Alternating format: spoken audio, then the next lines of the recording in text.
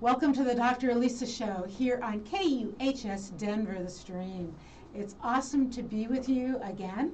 I'm loving all the conversations we've been having. Hopefully you're loving my guests and the conversations that you're joining with. You can join the conversation at any time by going to the Facebook page, Dr. Elisa Show, or KUHS Denver, and on the Facebook page, and chatting with us in there. I've got them up live, so feel free to check in there. And you can, I'm not going to worry about you texting, but if you feel like it, on some shows, we can always have you do that. Let's just try the Facebook site today. So if it's your first time, thank you. If you're a repeat, thank you. I'm so excited. I've got a great show today, an amazing guest. But before I go there, I just want to check in. I know that this is like an exhausting time for us, for all of us. I think back to beginning of 2020, March, and we all thought this is a few months. And then we thought, oh, it's a year. And then we thought, oh, it's another. And here we are in like 2022 wondering what is going on. For this hour, try to put that down. Try to put down the fear, the anxiety, any of that. And let's just have a great conversation. Okay? Let's focus on hope. Let's focus on gratitude. This time period. Checking my technology, as you know I do, because thought I heard a rumble. Hopefully I didn't. Okay. Also, if you've been listening, you know that my book, Dark Fire, is up on Kindle. It is 99 cents. I would love it. It did hit the top 10 in its category for 5 full days, which is way exciting. There are a few books, actually, if you hit Dark Fire on Amazon, but if you go to Dark Fire, Elisa Robin, you'll just see the one book, and it is on Kindle. I'm getting great reviews from people, so I'm really excited about it.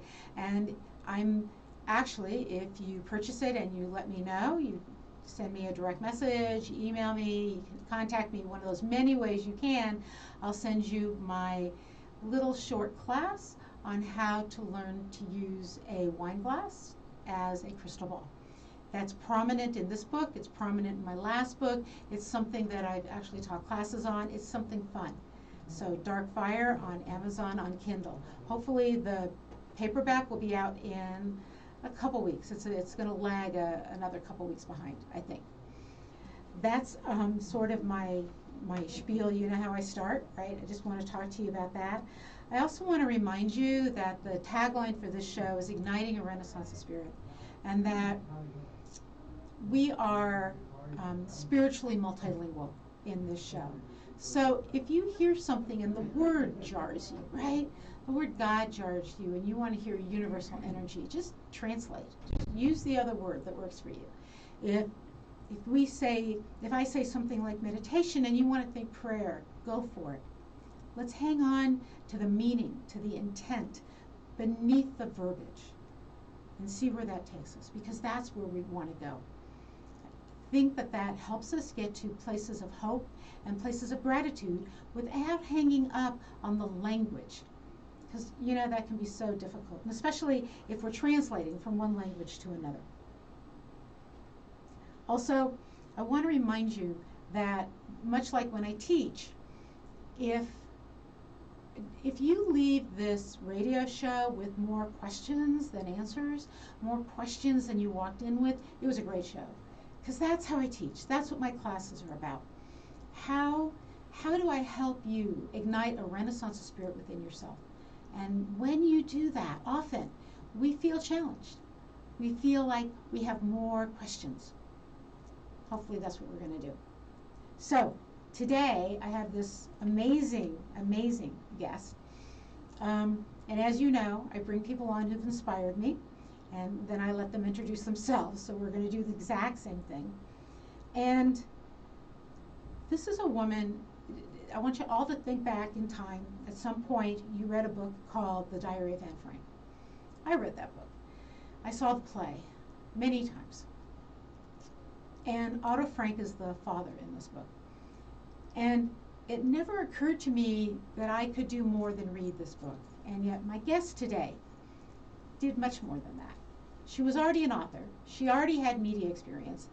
So she was already a writer, but she, in her heart, as a young kid, she already knew she was going to write. She already knew she was going to do something, and she wrote him.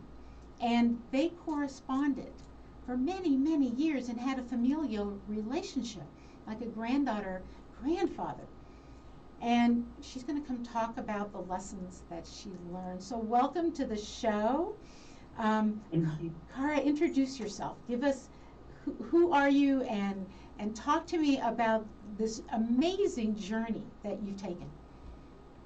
Thank you so much, Lisa, to have me here, tell the story, as I feel that, we're all storytellers, as you are, we all are, and every one of us has a story to tell. And as you said, just briefly, when I was 12 years old, I was, they had a nationwide, actually a worldwide search to find the star of the movie, The Diary of Anne Frank. Okay. So they had talent scouts going all over the place. This was now, it was on Broadway. The book was very popular. And there was a talent scout that found me. I was 12 years old. I wasn't an author then, but I was very much a wordsmith. I loved writing and I loved reading. And so I looked them up as a child, and they picked me and said, would you like to go to 20th Century Fox and audition for the movie As Far as Anne? Of course, first. And I was so excited about that. But of course, I went to 20th Century Fox. I auditioned. They didn't hire me. I wasn't in it. Millie Perkins, beautiful model Millie Perkins got there. But what that did, when I read that book, it got me so enchanted with her. I couldn't believe she actually died. A girl my age. I was just learning about all of that, the Holocaust, the horror of that. I lived in a bubble. I never knew of something so horrible. I kept thinking she really lived. No, she didn't. And so when I did the audition, and I said, was Otto Frank, there were 8 of them in hiding, as you know, and he was the only survivor. And I said, was Otto Frank still alive, the father? And they said, yes, he is. He's in Basel, Switzerland.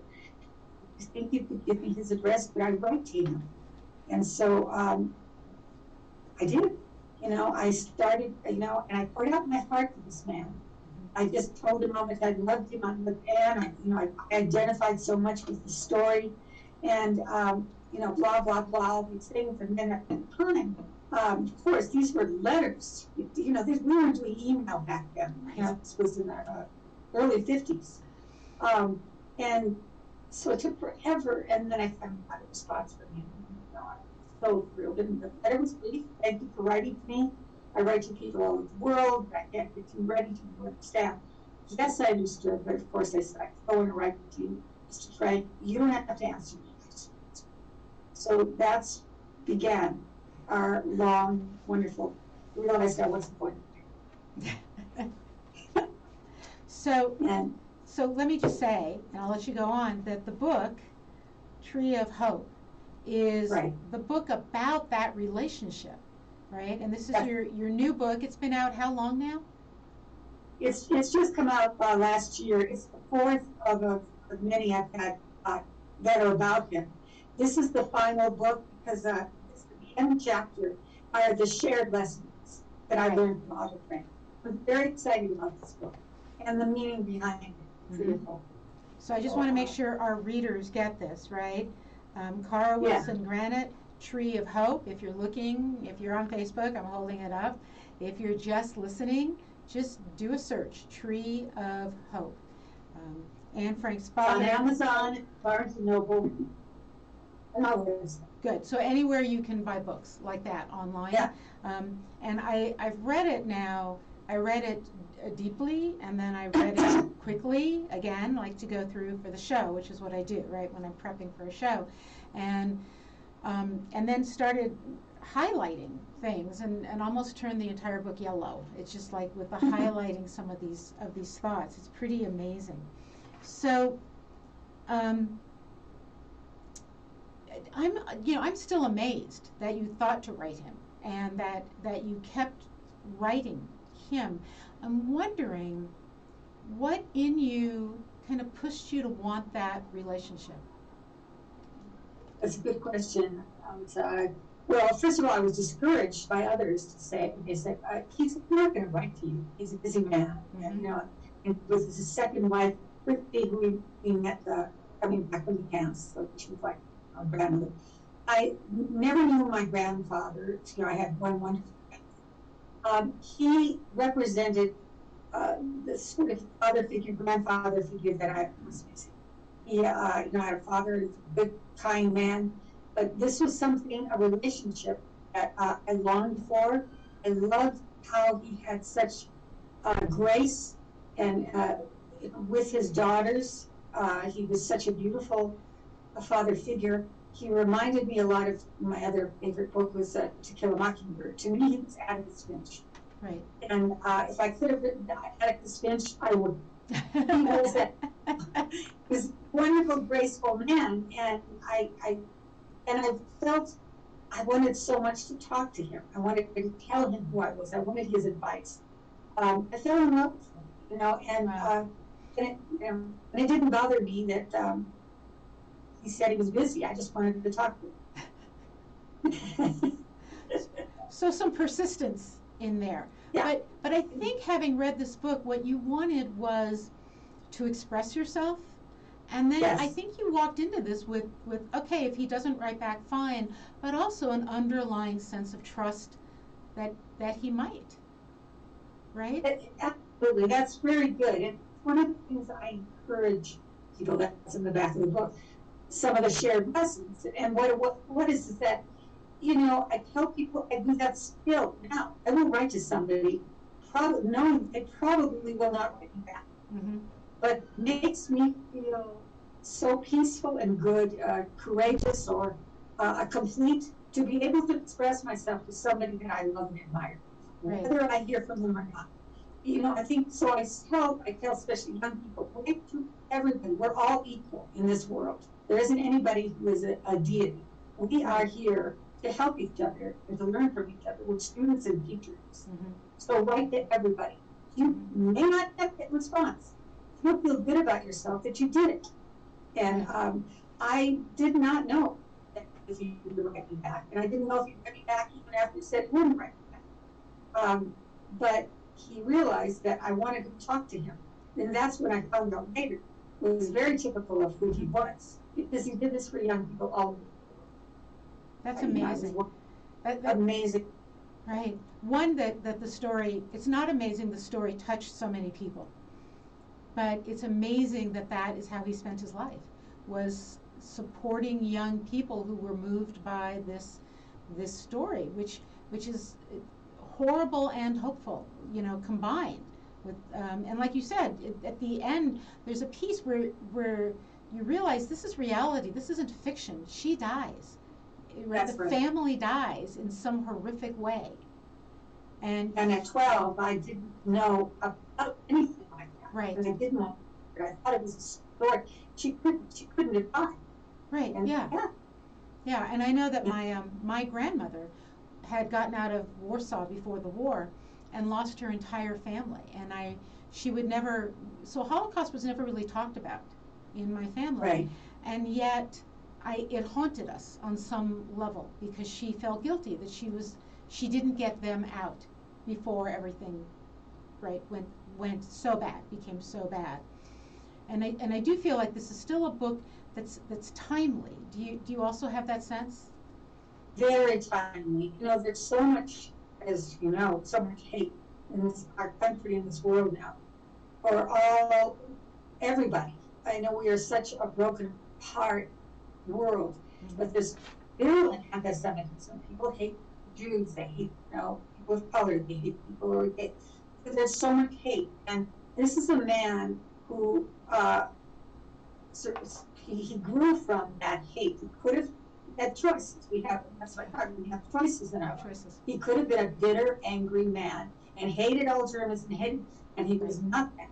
The thing was, I think that what I found out later when I realized he had been writing to so many of us children all over the world, is that we were able to help him continue being a parent. Everything that he identified with more than anything in the Holocaust, in the Auschwitz, he told this young man, call me Papa, for that's who I am. So he kept his identity, being a father, before he even knew that his daughters were killed. And so it carried through when he found out that his daughters were dead. It's so devastating. But the fact that that Meet, his assistant, rescued the diary and all her words, he realized that, and she said, I want to go on living after my death, which he wanted to honor his daughter.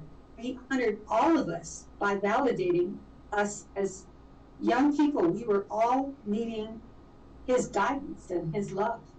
And he took time for a world of us to guide us. And that got him back to life, I believe. But he also got all of us back to life as well. Amazing stories. I know some of them. Some of them he actually saved their lives just by being, guiding them. Wow. Wow. Yeah. Just being there when they needed somebody, right? And being, exactly. Wow. Wow. And so when I finally met him, and he opened up this huge cupboard door, and I saw ceiling to floor, boxes and boxes and boxes of letters from children all over the world. I was blown away because he made me feel so important, but he did that to all of us. He validated every one of us. So it's an amazing, this whole notion that I write to someone because I feel that need, and that actually helps them. And then there's a reciprocation of them being able to write back to me and perhaps others, and finding a new kind of meaning and purpose in that. And that's right. Yeah. One of the things I love about the book too is, and if you're just joining us, let me do this. This is the Dr. Elisa Show on KUHS Denver, The Stream, and I am talking to Cara Wilson Granite about her book, Tree of Hope, her relationship with Otto Frank. If you've never read the Anne Frank diary, right, the Diary of Anne Frank, if you've never read that story, go get it. It's a life-changing book, much like Viktor Frankl's Man's Search for Meaning. It's a life-changing book, and the fact that you had a relationship with him is amazing. Also, if you're listening, you can comment. Go to Facebook, go to the Dr. Elisa Show. It is live right now there, and you can comment. And if you have a question, you can ask a question. If you just want to let us know you're out there, you can also do that. I think that's the best place for you to go, is the Dr. Elisa Show on Facebook. Okay, so Cara, this sort of reciprocity that happens when we reach out to people, because we don't know what they need. Like, they may get a letter from us, and that may change their life, their perspective on themselves. Correct? That's right. Well, it's not conditional. Love is not conditional. It's basically, I can love you, and you may not say that you love me back, but for the act of me loving you brings me to another level. I feel good loving you. I feel good relating to you. I feel good expressing myself to you. It would be great if it's reciprocal, but it isn't always that way. That's right. But it makes you feel good to be able to have a forum, a place to be able to express that. Right. And he did that for all of us. And again, I think this is so timely. I was talking to one of my girlfriends the other night, and we were commenting. I was saying, I've heard "I love you" from people more in the last 2 years than I think I've heard it most of my life. And I think we all need that right now. And from just friends, from significant others, from whoever, we need that affirmation, and not just the words. We need an action or something that goes to make us realize it's real. And that's right. And I think writing letters was powerful. So what I'd like to do is go through, it's the chapter 10 in your book, Shared Lessons, and I'd like to go through some of those, if it's okay with you, to talk about those. So the first one, go ahead. Quickly, I just wanted to, I forgot to say, and I wanted to say, the meaning behind the Tree of Hope. Oh yeah, talk about that. in the 60s, when I was writing to Otto, and everything was, we had Vietnam War, we had race riots. These are things that were unfathomable to me. The assassinations of President Kennedy, Martin Luther King, when Robert Kennedy, it was one after the other, and I wrote to him and I said, I don't know why you have so much hope for the world, because I have none. I will never, ever bring a child into a world this cruel. And he wrote back to me and he said, Kara, even if you believe the end of the world will be imminent, you still plant a tree today. He said, you must never, ever, ever give up hope. Wow. And a few months later, for my birthday, I received a card from Otto Frank that said, 2 trees have been planted in Israel, and my name from Otto Frank. And he knew that would get to me because my belief in life is nature. That's what keeps me alive. That's what keeps me going. And so for him to plant trees in my name, which I continue doing for everybody, is it couldn't have been a better way to tell me to not give up hope. That is my choice. Right. That is amazing, right? That Yes. there are so many stories about that. That old Jewish story of somebody planting a fig tree and somebody coming along and saying, you're never going to get figs from that tree. Like, why are you bothering? And the woman planting the tree turns and looks at another tree and said, my grandmother planted that one, and I have figs. And so my grandchildren will have figs from this one. It's a continuation of life when we plant trees. There is, and I didn't realize it, that there's something in our heritage in the Torah that said, if the Messiah was coming and you had seedlings in your hand, you wait before you greet him and you plant the seedlings first. Right. And I just love that. Right. So yes. Yes. Do the thing that will help the future generation. And That's then right. and then run off and right, yeah. Then do that other thing. I know, I do love that. I think that the Jewish tradition is profoundly practical on some level. So what I'd like to do is just go through a few of these. Okay. We'll see how much time we have. Again, if you've just joined me, this is the Dr. Elisa Show on KUHS Denver, the stream, and I am talking to Cara Wilson Granite, who's the author of The Tree of Hope, a book about her relationship, her long-term sort of granddaughter-grandfather relationship with Otto Frank, who was the father of Anne Frank. So in here, the first one, let's just go through them, is it doesn't matter. And one of the things you have in here that I highlighted is holding on to hatred and revenge is like taking poison and hoping it kills the other person. Right? That's right. And so can you just talk a little bit about how that lesson is alive in your life, about it doesn't matter? It's almost my mantra. Okay. And it was something that Otto said to me when I was asking him about the pain that he went through. Mm-hmm. And we won't go through any of that. We talked about betrayal and all of that stuff. And he turned to me and, do you know who betrayed you and everything? He just said it doesn't matter. And it shocked me because I didn't expect that. But what I realized is that he was so right. Mm-hmm. Because what mattered was life. You can go back there and dig it up and be bitter and angry. And there are many people that never get over That's right. what they go through. We all go through horrible stuff. The world is in terrible pain. But I'm a thriver donkey. I watch people who get through the worst aspects of their life and they rescue somebody else. They save somebody. They teach somebody. They lift somebody from the very pain. Uh-oh, I think you froze. Okay, there you are. You froze for a minute, so go on. But I learned from others that go through pain, and he was that. He could have been bitter and angry and hateful, and he was not that. He was not that. Many of his correspondents were German children. Wow. And he just said it doesn't matter, and it doesn't matter resonated with me. When I go off into a tangent about the world, I have to stop and say, okay, really, what matters? What matters is what's before us. Our loved ones, our health, Mm-hmm. loving, Yes. loving, Yeah. nature, Right. animals, being present in the moment. That's all that we have. That's all we have. And then focusing on the choices that, and we'll get to this in a minute, but we all have a choice in every moment of how to live. And we can live with this hatred and anger, or we can live with hope and a vision forward. Exactly. Right? So then, and I love this one, the next one you have is to just tell the story.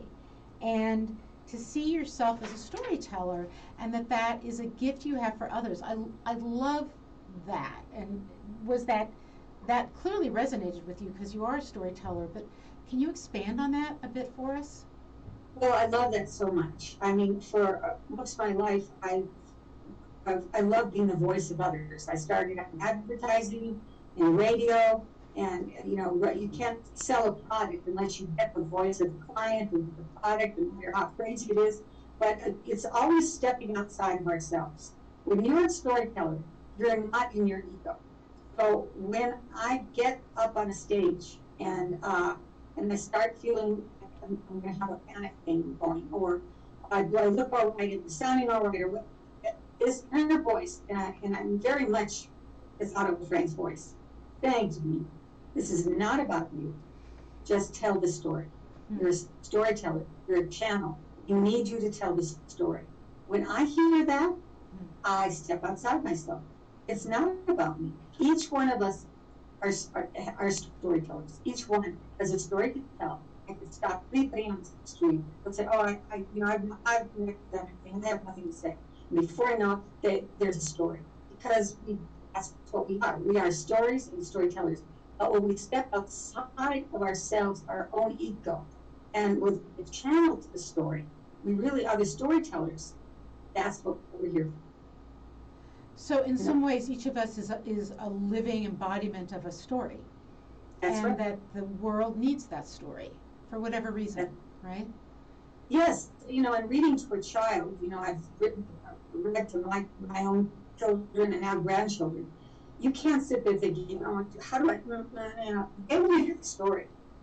They want to hear the story, and you get to animate it and tell the story, and then you ask questions, and you have this wonderful feeling of, back and forth, because you're telling a story. It's not about you, and it's a delight. I encourage anybody who's afraid to read to children, and they'll realize they are storytellers.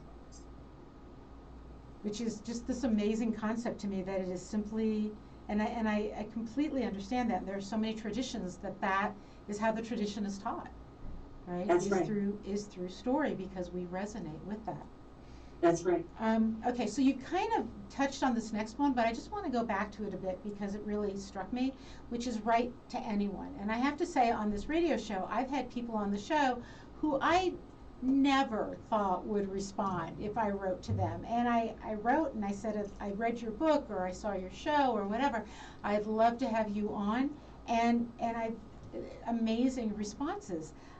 Where is that something he said, or was that just something you learned because you did write to him? It was something in me. I think it's just something in me that I always, like I said, I love to read, and I love fantasy, and I love fairy tales, and I always thought I could write all the main characters in the stories, in Scout, and Atticus Finch, and Hans Sawyer, and all of these people. They're to me, they were real. But Otto Frank was a real human being, and he had. I wanted to talk to him, but there was something in me, unfiltered, that believed that I needed to learn from these people. And also, it's something I strongly have believed since the beginning, that we're all equal. There's nobody who is to be revered. We are respected. Oh my God, there's so many people that you love, and maybe you idolize them, but they're human beings. And they're people, if you can get through people who scream them, they have something to teach you, and you can learn from them. So I see us all as equal in every single way. And if you want to write this somebody, write it, do it. It's an amazing, I think, concept to release the notion of hierarchy in our world, right? This person is more important.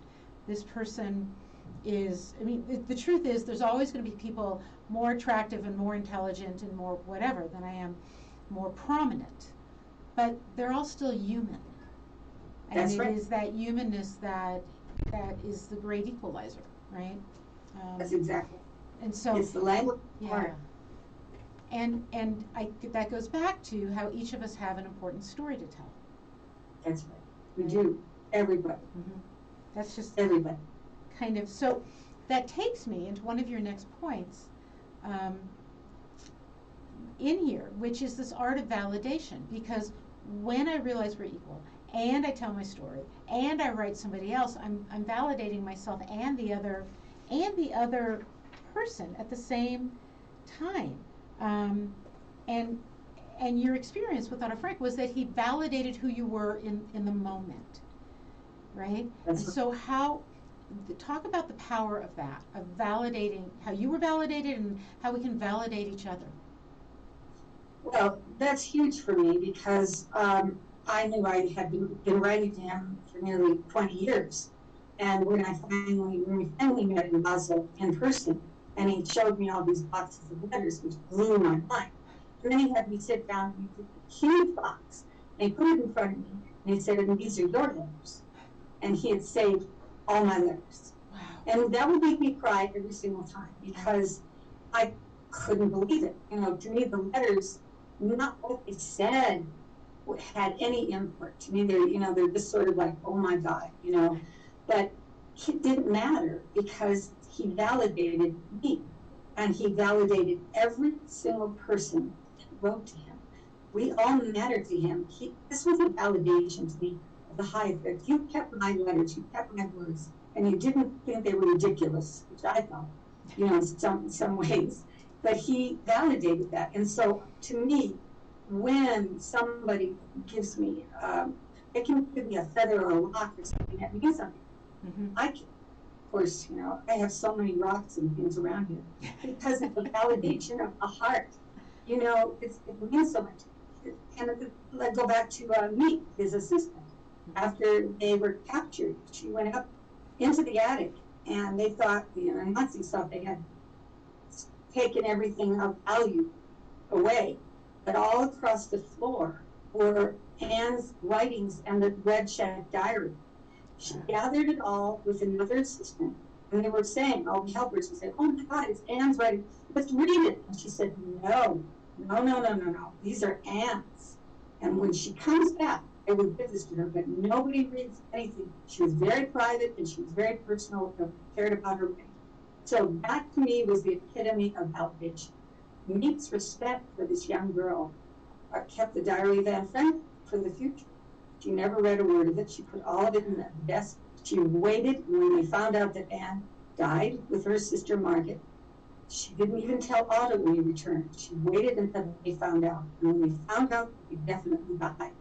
That's when she gave everything to him. Wow. So to me, that's the epitome of validation. Respect. Wow. This is, you know, I keep reflecting to when this is taking place, right? Right. That this is, yeah, like this nightmare time. Right. Horrific things happening, and that on some level, the only way you can be safe is to be cruel to somebody else, That's right?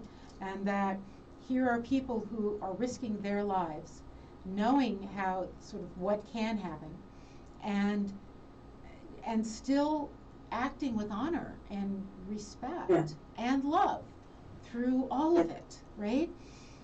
It's interesting how that choice is available to us. It is. That's right? beautiful. It's true. That's really true. Because these people that we're talking about never lost their grace. Right. And they could have. Yes. And I have to say, it amazes me and inspires me on a couple ways. I think we've all been in situations where somebody said to us, you know, somebody betrays you at work or whatever, and they say, I had no choice. And I always reflect back and go, you always have a choice. There are consequences, but you always have a choice. Right? You really do. So, okay, so this is, and again, if you've just joined, you've missed the first half of a really great show. So it's a conversation with Cara Wilson Granite on her book, Tree of Hope, about her grandfather, basically, relationship with Otto Frank, and the lessons she learned there, and how this is still relevant today. In fact, if it's relevant any time, I believe this is relevant now, because we're all struggling so hard, and we all have the opportunity to choose what we do with that struggle. So one of the other things in here that got me was this idea of being a rock in a wave. And of course, I love rocks. I'm a geologist. I love the ocean. I love water. I mean, like, the imagery of this really struck me.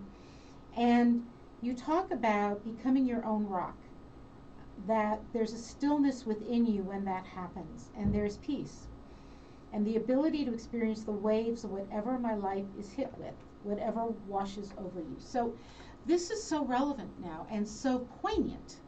Something happens, we are frightened, we give up hope, we despair. Talk to me about how I become a rock in the wave. Well, like I said, my greatest teacher, besides Otto Frank, of course, is nature. And my other book is Strength from Nature. I learn from nature always. It never stopped. The greatest teacher of all. And I used to live by the ocean, and I wrote about this.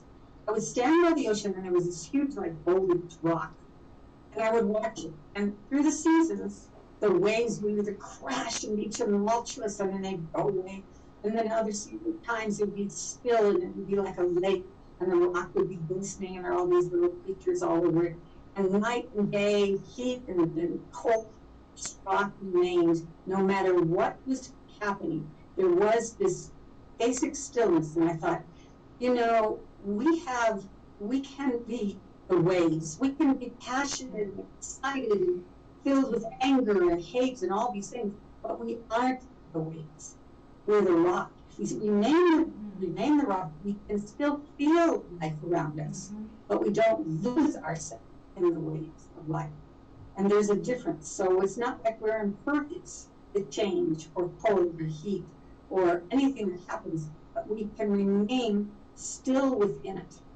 And when I remember that, when I don't often, hardly ever, but I really have to work on it, I feel centered, balanced. And yes, these horrible things are happening. As you know, when you're empathetic for the world, you tend to lose yourself in the pain and sorrow. But it doesn't do you or anybody good at all. So if you go back to being that rock and saying, yes, this is happening, I can gather strength and maybe help somebody. Maybe I'll be a landing for somebody to lean on me. But I'm not going to be a wave and lose myself. And there is a difference. So I say, when I go back to that rock in the wave, I feel centered. I feel balanced again. So I can hear all that, and I know I've had times of doing that, but it's not easy. It is. No, it isn't. It's so much easier to be swept up in the fear of the world, That's right. in the terror around us, in our own human frailty, right, and weakness. And so, do you have? Fear. Yes. Yep. Do you have a way when you suddenly realize? I love the imagery here. Oh my gosh, I'm now identifying with the waves. Right. How do I become the rock again? Do you focus on gratitude or hope or breathing? Do you have something you do that you can help us with? Well, I have to remind myself, because I was just told yesterday, you're full of fear. And I am. I'm very fearful about a lot of things. That's part of being Jewish, I think. I don't know. But I just, I let that fear carry me and I get power, which that's waves. So when I'm really present and I think, okay, now I'm full of fear right now. Walking helps a lot, getting out in nature. Yoga, Tai Chi. And now I love Tai Chi, and I learned from Matthew years ago, and he had this exercise. And when I remember it, when I really work on it, it helps me. So he's just saying, okay, picture yourself in the center. And you surround yourself with like a golden light or a bubble or a membrane. You're in the center. If somebody says horrible things to you, they're so mean, there's such cruelty, but it doesn't, you answer, thank you. And somebody says something wonderful to you, and kind and loving and complimentary, and you say, thank you. You don't change. Stay within that world.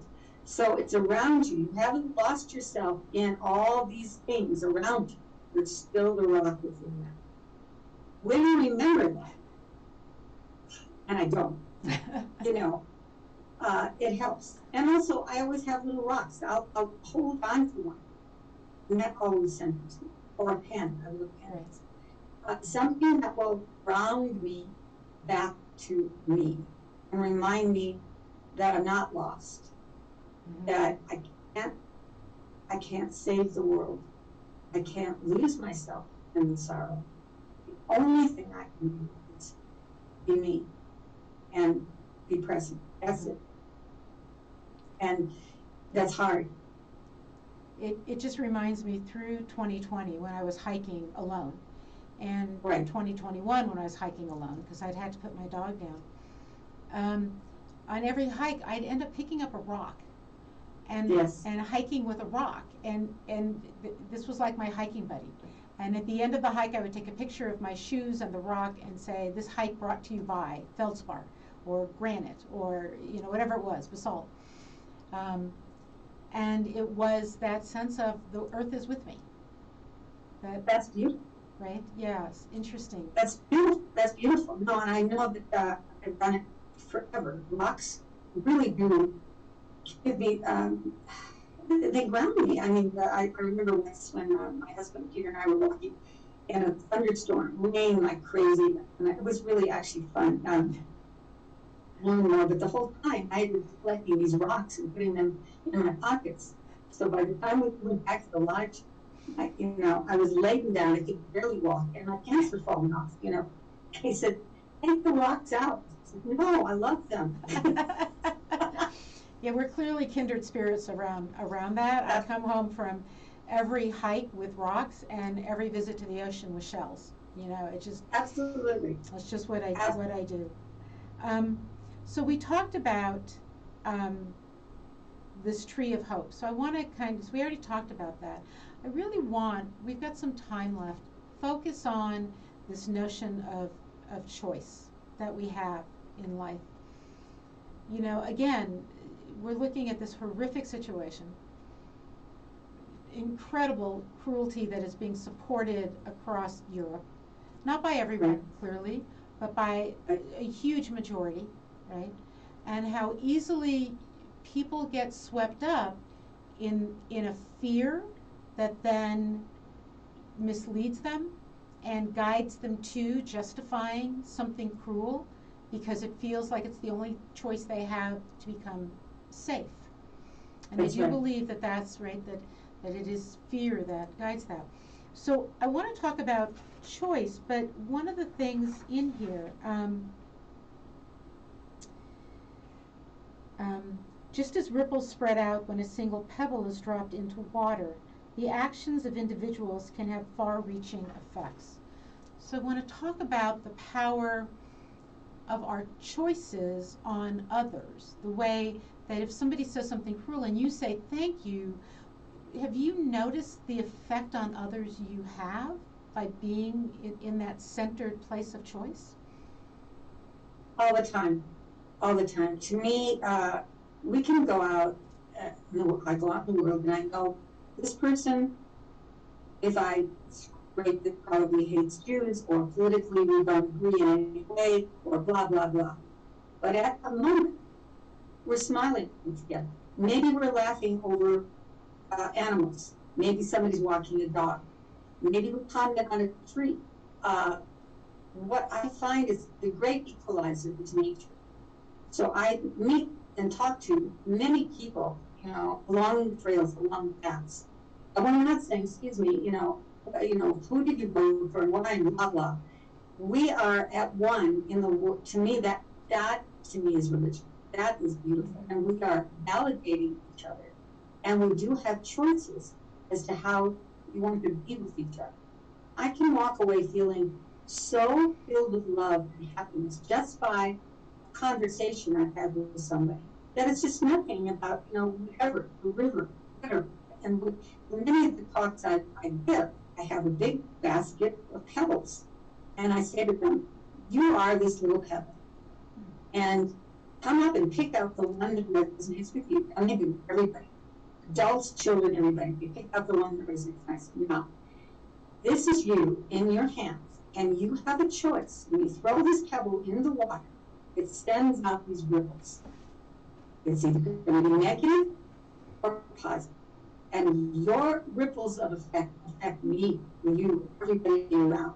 If you're in a rotten mood and you find that, you make it, if you're angry, you're miserable, you're depressed, and then you say, why is everybody so down? I just don't understand it. Because we're doing that. When I remember years ago, a therapist told me, you're the beacon to all the stuff you don't want. So when you change, that will change. And it's not like it's magical, but it does happen. And we can just a smile, just making somebody feel good, just laughing together over just being silly. To me, laughter is the best medicine. You have embraced each other, and that's a way of making choices. How are you going to deal with it? Now, it's easy to say. You hear horrible things. Horrible things happen. People's houses are burned down. Terrible things happen. You lose children, animals. There's nothing light about this. It's tragedy. But there are people, and there's one of the things I've written, I'm going to rewrite it. I probably can't say it. It takes a lot of SHIT to make a garden grow. It takes a lot of garbage to make a garden grow. Right. So you use that on that compost, the tears, and you nurture your life.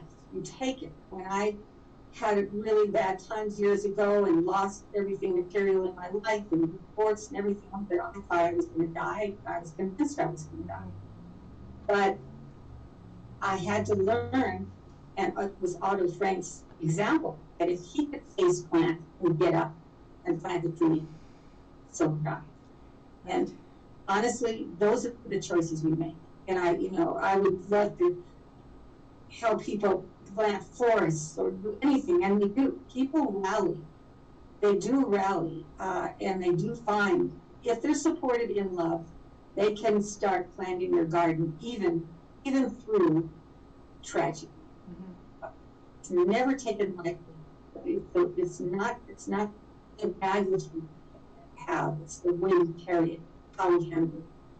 We're never going to get out of here without pain. That's right. But no, it's how we balance that. For me, I don't know that it's the choice. You always have a choice. And I have to do that all the time. I talk about hope because I fight hopelessness. There's a darkness in me that says, why? And I have to say, well, because. Mm-hmm. And the because shows me the way. So sometimes acknowledging the darkness is real and is part of life, is a doorway towards hope. This is part of life. My job is to be a ripple of hope in the world. That's right. And perhaps that one ripple will change everything. There's this story, I'm hoping I can tell it quickly. I don't know if you've heard it, but there was two birds on a tree in a snowstorm, and it's a dove talking to a hawk, I think, and the dove says to the hawk, how many snowflakes does it take to break a branch? And the hawk says, how can you count? And the dove said, it only takes one when you've reached a certain level, right? After this many thousand snowflakes. The dove flies away. The hawk is sitting there thinking about this, and the snow is falling, and as she watches, one snowflake hits the branch below her, and the branch breaks off. And the message is that perhaps we are that last snowflake.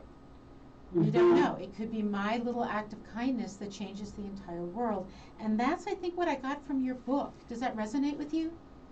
Very much. I think that's absolutely beautiful. It doesn't take a huge, big deal. It really does.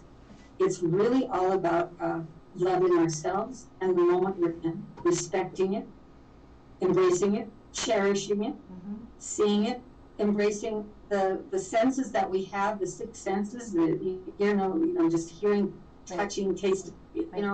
I thank God for any, my senses.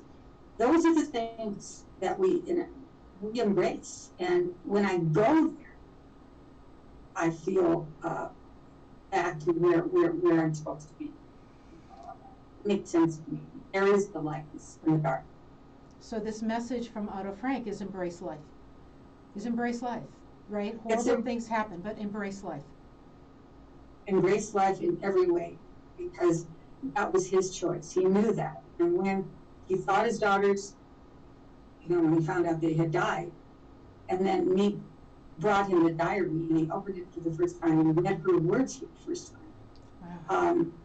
Can imagine, it took him forever to get through it, but he realized that his daughter wanted to live.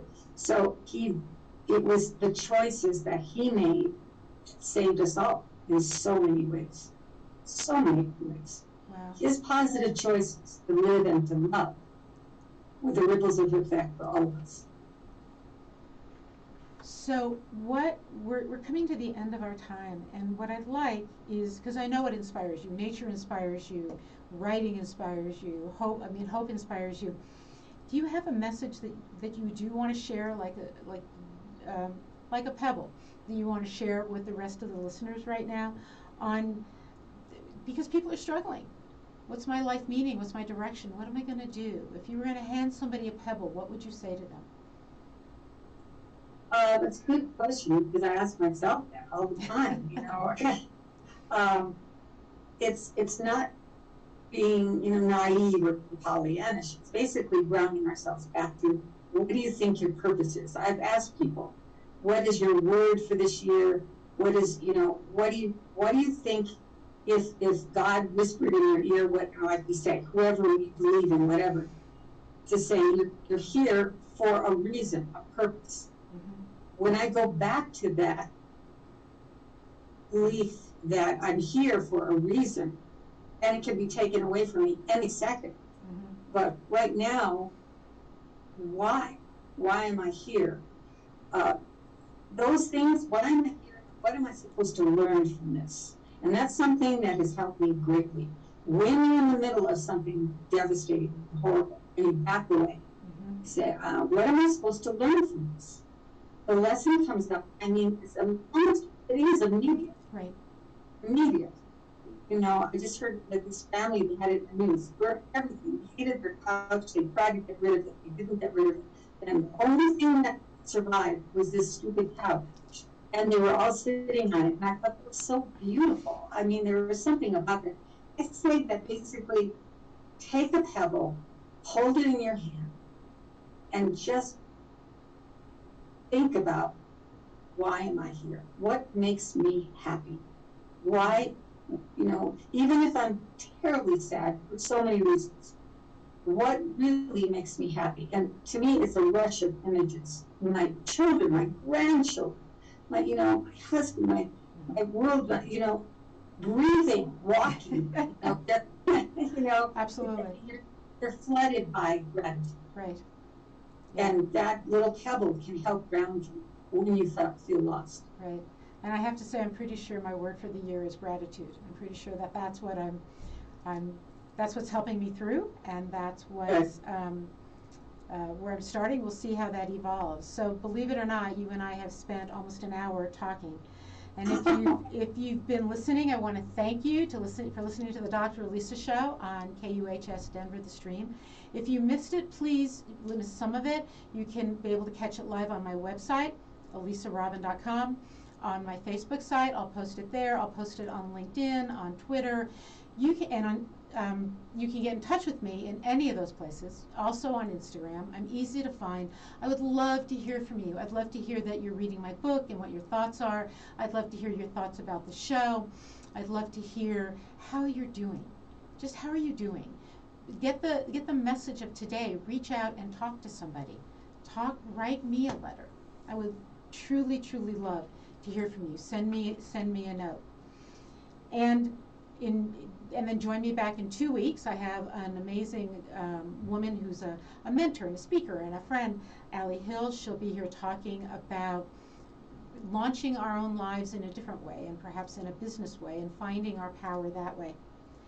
And until then, I just want you to remember that the show is about igniting a spark within you, and that we each have that flame. So until 2 weeks from now, let your inner flame help you stay well, stay curious, and please stay inspired.